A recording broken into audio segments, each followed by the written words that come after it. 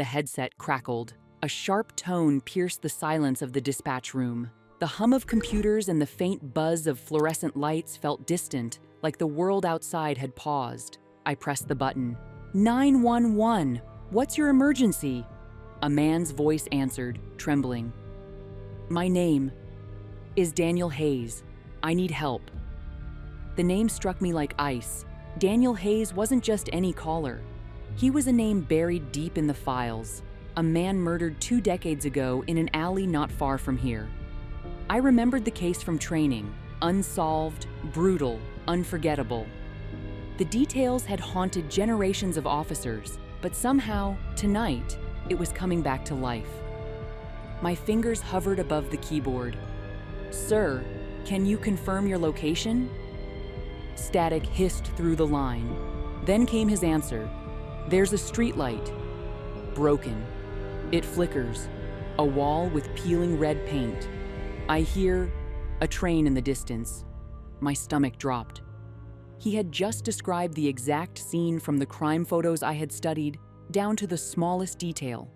The rusted sign, the trash scattered in the alley, the faint graffiti that had been on the brick wall. The room around me felt smaller, the hum of computers fading as his voice filled my ears. I realized I hadn't taken a single breath in the last 30 seconds. They're coming for me again, Daniel whispered. He always comes back. I tried to steady my tone.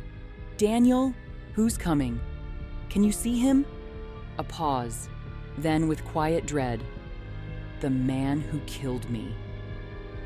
The line buzzed, heavy with static, and beneath it I heard something else. 3 slow knocks, hollow and deliberate, like wood against stone. My pulse thundered in my ears. Do you hear that? His voice quaked. That's what I heard the night I died. Suddenly, I saw it. A flash of memory from his case file. Daniel, young, pale, clutching his chest in the alley, rain slicking the cobblestones. The murderer's shadow stretched over him, the faint glint of a knife in the dim streetlight. I could almost hear the steel slicing through the quiet night, a scream lost in time. I tapped frantically into the system, dispatching units to the alley. I didn't care how insane it sounded. The details were too precise, too real. Daniel, listen to me, I said. Stay where you are. Help is on the way. I can't stay. His breathing grew ragged. I've been waiting for years. No one listens. My throat tightened. What do you want me to do? I want you to remember, he said. Before he stabbed me, he whispered something. Something the reports never found. The static swelled. Then his voice returned, broken but clear. He said, "No one remembers the forgotten." My pen slipped from my hand. That phrase wasn't in any file. No officer, no witness had ever mentioned it. A shiver ran down my spine. Had I just heard a secret the world had buried?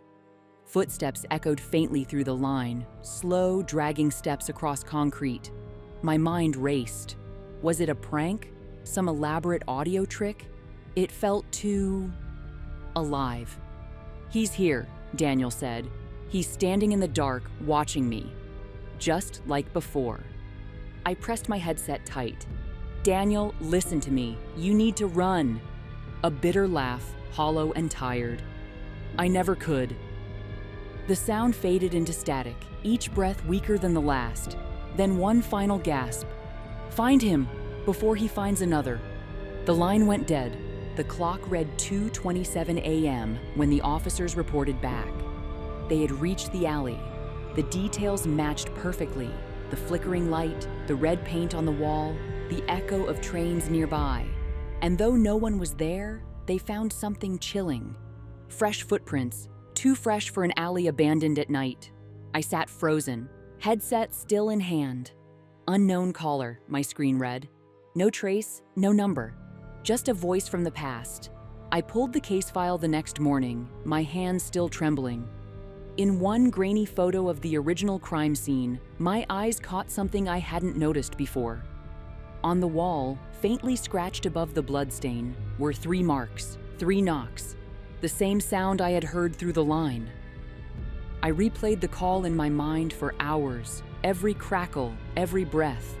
His words haunted me. No one remembers the forgotten. A phrase simple, yet heavy enough to bend time itself.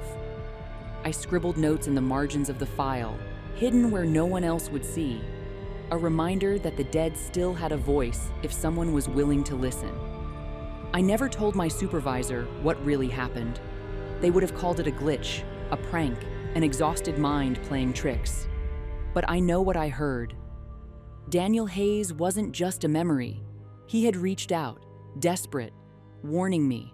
And somewhere out there, his killer still walked free.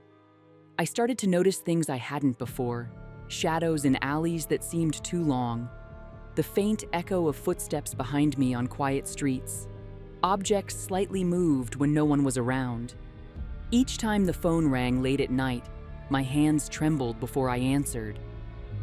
I kept thinking about the last words Daniel had whispered. No one remembers the forgotten. What else had the world forgotten? What secrets lingered in the silence? Sometimes, late at night, when the dispatch room grows quiet and the city hum fades to nothing, I hear it again through the silence. 3 knocks, and I know he's waiting for someone to remember finally. And I know, deep down, that the moment we forget, the past might reach out again.